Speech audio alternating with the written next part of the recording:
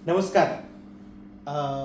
कसं आहे माहिती आहे का, शनिवार रविवारी वगैरे कधी कधी खुमखुमी येते एखादा मॅजिकवरती किंवा म्हणजे जादूचे प्रयोग किंवा पपेट शो वगैरे एखादा व्हिडिओ बनवून व्हॉट्सअपवर टाकावा, सोशल मीडियावर टाकावा.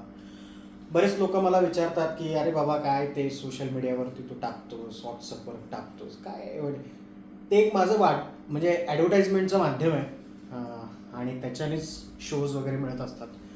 असं काय माझं कुठे मी खूप कॉन्टॅक्ट करत असतो किंवा काय मागोवा घेत असतो असं काही नाही, कारण की नोकरी करत करत शोज पण करायचे असतात शनिवार रविवार. मग अशीच कुमकुमी येते आणि व्हिडिओज वगैरे टाकत असतो सोशल मीडियावरती विकेंड्सना वगैरे, कधी कधी वीकडेजना पण टाकतो. हा प्रयोग कसा करायचा मी तुम्हाला शिकवणार आहे. तुम्ही बघत असाल, माझ्याकडे हे 4-5ची पानं आहेत. तुम्हाला दिसत असेल, नीट बघा. चौकट 5, किलवर 5, बदाम 5 आणि इस्पिक 5. आणि पत्त्याला मागे जशी सिंपल डिझाईन असते तशी डिझाईन आहे. आणि हे पत्ते मोठे याकरता बनवले आहेत कारण की स्टेज शोज होत असतात, त्यामुळे मागे जे बसलेले असतात त्यांनासुद्धा व्यवस्थित दिसण्यासाठी हे मोठे बनवलेले असतात. माझ्याकडे अजून एक कोरं पान आहे. तुम्ही जर बघत असाल, हे कोरं पान आहे. मी काय करतो, हे कोरं पान याच्यामध्ये ठेवून देतो आणि तुमच्या सर्वांच्या समोर इस्पिकचं 5चं पान बाजूला काढतो. तर तुम्ही बघत असाल आता 3-5ची पानं आहेत आणि एक कोरं पान याच्यामध्ये ठेवून दिलेलं आहे. तुम्हाला दिसत असेल अशी मी आशा करतो. आणि मागे जशी पत्त्यांना डिझाईन आहे तसं मी ऑलरेडी तुम्हाला सांगितलं आहे. तर ही पत्ते मी सर्व एकत्र करतो आणि माझा एक फनी मंत्र आहे बरं का, जादूचा, झाम झूम झपडझूम. मी हे पत्ते झाम झूम झपडझूम म्हणून उघडतो, तर पाहिलं तर तुम्ही सर्व पत्ते कोरी झालेले दिसतात.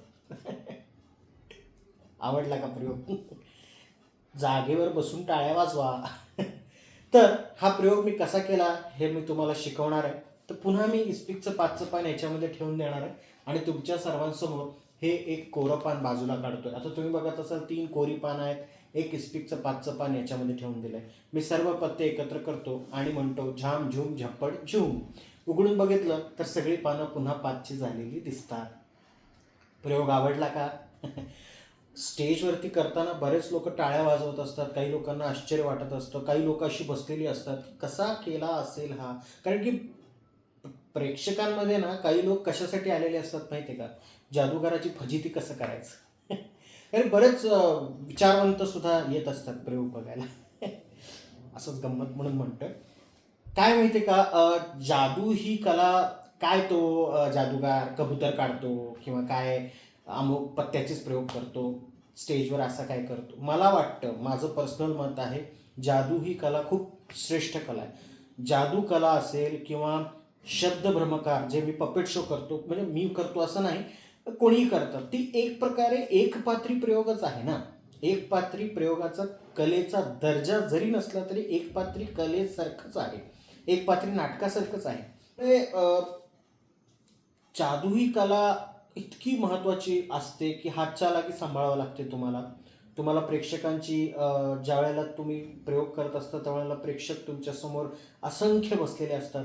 त्यांच्यासमोर तुम्हाला ती हातचालाकी करायची, तुम्हाला शब्दाचं पण रचना, शब्द कुठल्या पद्धतीने वापरायचे आहेत आणि सोबतच तुमचं प्रेझेंटेशन, तुमचा कॉन्फिडन्स, तुमचा ओरा वगैरे सगळ्या गोष्टी तिथे खूप मायने राखत असतात. त्यामुळे जादू ही कला असेल किंवा कोणतीही कला छोटी नाही आहे. मग गाणं घ्या, संगीत म्हणजे घ्या किंवा नृत्य घ्या, जादू घ्या, चित्रकला घ्या, कोणतीही कला ही छोटी नसते आणि कंपॅरिझन आणि तुलना करणं तर व्यर्थच आहे असं मला वाटतं.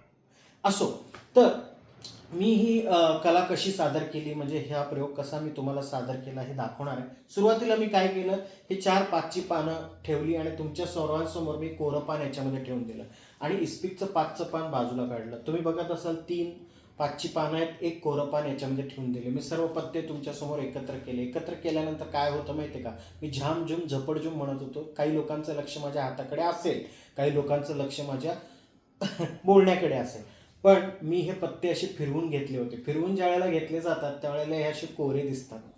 कोरे दिसल्यानंतर बऱ्याच लोकांनी जागेवर टाळ्या वाजवल्या असतील, काही लोकांनी आश्चर्य व्यक्त केलं असेल, काही लोकांनी नुसतंच असं बघितलं असेल. पण चुकून जर असं दिसलं असतं ना तर खूप फजिती झाली असती. हे पत्ते कोरे नसून एवढेच आहे, याच्या मागचे सुद्धा एवढेच आहे आणि याच्या मागचे सुद्धा एवढेच आहे.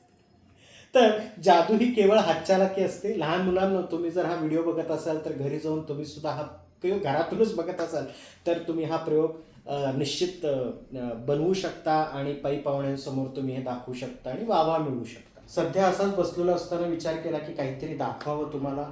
हा प्रयोग तुम्हाला आवडला असेल तर नक्की लाईक करा आणि मला कमेंटसुद्धा करा.